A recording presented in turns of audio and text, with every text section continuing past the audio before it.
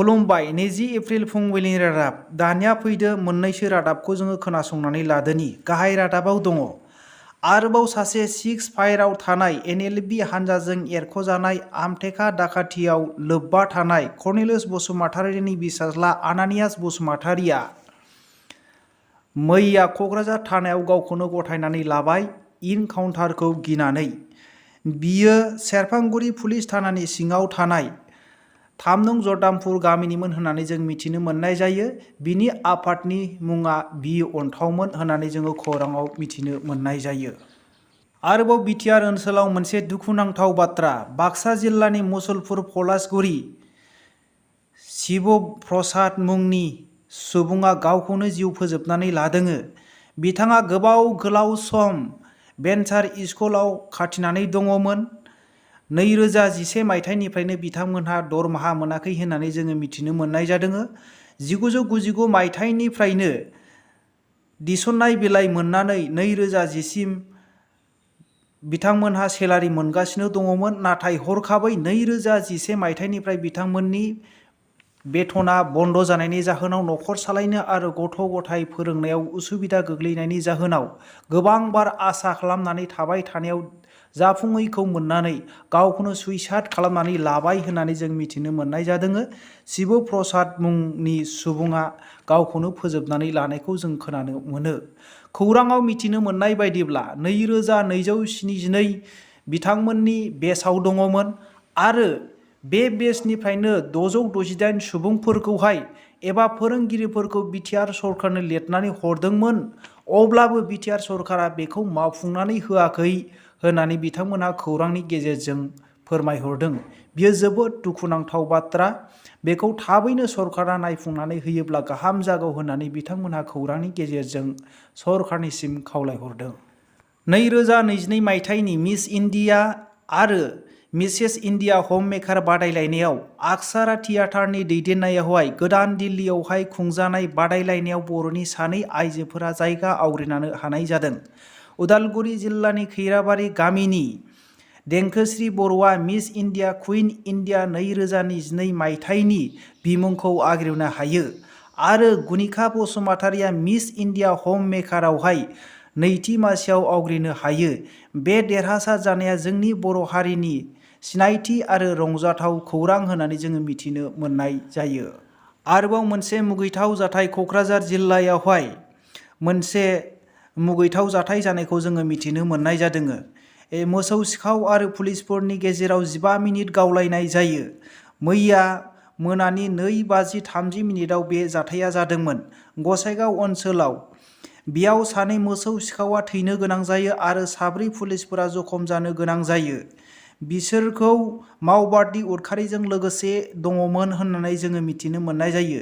बिसोरो उत्तर प्रदेशनि आपार बनजारा आरो सलमन बनजारा मुंनि होननानै जोङो मिथिनो मोननाय जादों। बे गावलायनायाव पुलिसफोरनि गंसे गारियाबो डेमेज जायो आरो दा जखम जानाय 4 पुलिसफोरखौहाय फाहामथायसालियावहाय लांनानै फाहामथाय होगासिनो दङ होननानै जोङो मिथिनो मोननाय जायो।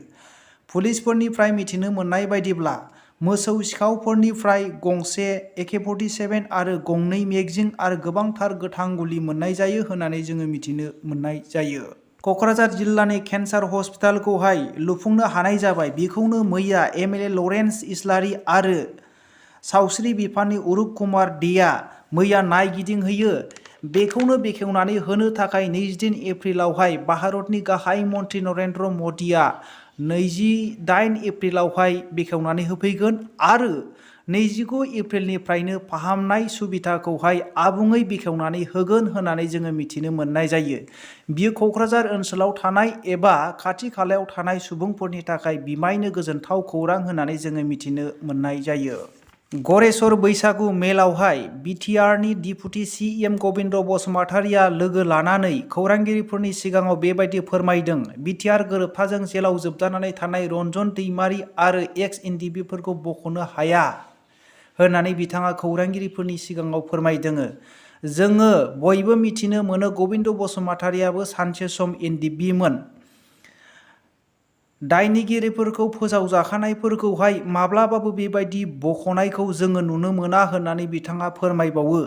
बिनिखायनो बे बिथांनि फोसावनायखौ आरो बिथांनि खौरांगिरिफोरनि सिगाङाव फोरमायनायखौ मिथिनानै गोबांथार मेलेमजिबि सुबुंफोरा आरो गोबां साधारन सुबुंफ्राबो फोरमायदोङो।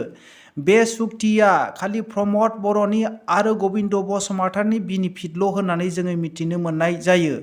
मानो होनोब्ला दिनैहाय सासे सागानगिरिया जोबथेसालियाव जोबजानानै थानाया बबे आयेनाव दङ होननानै गोबां मेलेमजिबि सुबुंफ्रानो बुंसोलायो आरो गोबां साधारन सुबुंफ्राबो सावरायनायखौ जोङो मिथिनो मोननाय जायो। मानोना दिनैहाय प्रमद बर' आरो गबिन्द बसुमतारीया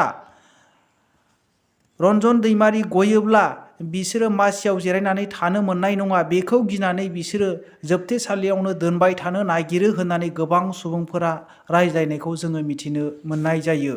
थांनाय 14 अक्ट'आवहाय नारेंखल बिफांजों बायसिनजानाय 1 नं अदलागुरियावहाय सुरेन्द्र नार्जारिनि थैनायनि नखरावहाय मैया 28 नं समस्तिनि एमएलए जिरन बसुमतारीया 4 लाख अनसुंथाइ होयो आरो बिथाङा खौरांगिरिफोरनि गेजेराव बेबायदि फोरमायो दि खम समनि गेजेरावनो गोबांथार सिलिंखार बिलिंखार जानाय बारहुंखा आरो सार अन्थाइजों न'आ धंस जानानै थांनाय सुबुंफोरनो थाबैनो खम समनि गेजेरावनो अनसुंथाइखौ बयनोबो होगोन होननानै बे नायबिजिरनाय दायित्वखौ मण्डल आरो बिसिडिसिनि चेयारमेन आरो मेम्बारफोरनो दायित्व होबाय। बिथांमोननि रिपर्ट बायदियैनो गासैनोबो अनसुंथाइखौ होनाय जागोन होननानै बिथाङा खौरांगिरिफोरनि गेजेरजों फोरमायो। आसामनि गिबि मन्थ्रि डक्टर हिमन्त बिश्व शर्माया कर्टआव नुजाथिनांगौमोन, नाथाय बेखौबो नुजाथियाखिसै। आरोबाव फिन जानो गोनां मिउनिसिपाल भटनि बिसायख'थियाव मडेल कड अफ कन्डाक्टखौ सिफायदों होननानै जोङो मिथिनो मोननाय जादों। बिनिखायनो आसाम जातीय परिषदनि आफादगिरि सन्जीब बराया अजद दिखांदों। बिथांनि अजद दिखांनायखौ लानानैनो आसाम स्टेट इलेक्शन कमिशना नायबिजिरनानै रिपर्ट जमा होनो थाखाय कामरुपनि डिपुटि कमिशनारखौ बिथोन होनाय जाबाय। थाबैनो खम समनि गेजेरावनो बिनि एगेन्सै रिपर्टखौ जमा होनांगौ होननानै आसाम स्टेट इलेक्शन कमिशनारा बिथोन होनायखौ जोङो मिथिनो मोननाय जादों। मोनसे दुखुनांथाव बाथ्रा, कभिड-19 एबा कर'ना पजिटिभ मोनबावनाय जादों। 24 घन्टानि गेजेरावनो जोंनि भारतआवहाय 12,340 एक्टिभ केस मोनबावनाय जादों। आरोबाव 24 घन्टानि गेजेरावनो 40 सा सुबुङा कर'ना भाइरासजों गाग्लोबनानै जिउ गोमानो गोनां जाबाय होननानै जोङो मिथिनो मोननाय जायो।